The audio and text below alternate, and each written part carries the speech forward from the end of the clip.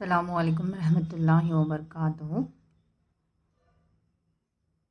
سب teachers اور learners کا اس educational video میں خوش آمدید ہے۔ آج ہم بات کرنے والے ہیں تعلیمی نفسیات یعنی ایجوکیشنل سائیکالوجی کے ان اہم ٹاپکس پر جو ٹیچر ایلیجبلٹی ٹیسٹ کے لیے بہت ضروری ہوتے ہیں۔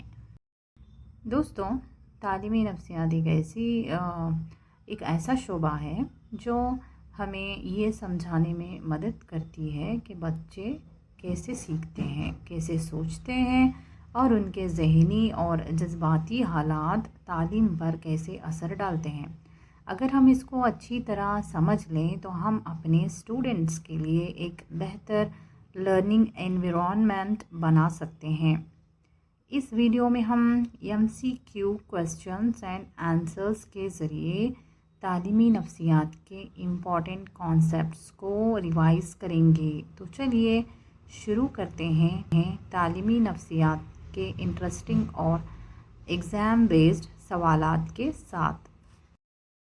تو پہلا سوال ہے، تعلیمی نفسیات کا بنیادی مقصد کیا ہے؟ A تعلیم کو دلچسپ بنانا، B طلباء کے رویوں کو سمجھنا، C امتحانات کی تیاری کرنا اور D نصاب لکھنا۔ تو جواب ہے B طلباء کے رویوں کو سمجھنا۔ تو دوسرا سوال ہے، نفسیات کا مطلب کیا ہے؟ نفسیات کا مطلب انسانی دماغ کا مطالعہ کرنا ہے۔ تیسرا سوال ہے، تعلیمی نفسیات کن کے درمیان تعلق کو بیان کرتی ہے؟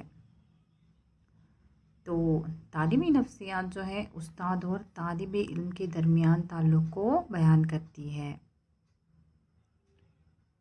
نفسیات کے بانی کون ہیں؟ تو نفسیات کے بانی ولیم وونڈ ہیں۔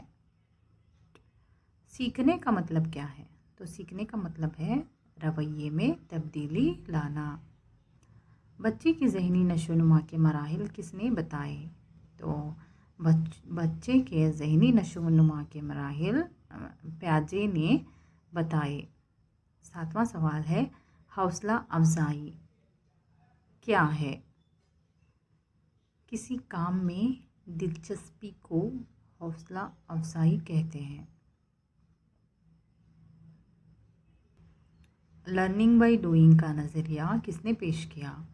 تو جواب ہے جان ڈیوی نے۔ 9واں سوال ہے، تعلیمی نفسیات استاد کی کس طرح مدد کرتی ہے؟ تو جواب ہے طلباء کو سمجھنے میں تعلیمی نفسیات کیا ہے استاد کی مدد کرتی ہے۔ اور 10واں سوال ہے، رویہ یعنی بیہیویئر کیا ہے؟ جواب ہے بول چال اور حرکات۔ تو تعلیمی نفسیات سے ریلیٹڈ یہ 10 کوشچنس ہیں۔ جو اساتذہ TET کا ایگزام دینے کے لیے خواہش مند ہیں کے لیے یہ ویڈیو مددگار ہوگی۔ امید ہے دوستوں آپ کو یہ ویڈیو ضرور پسند آئی ہوگی۔ اگر پسند آئے تو ضرورت مندوں تک ضرور پہنچائیے گا۔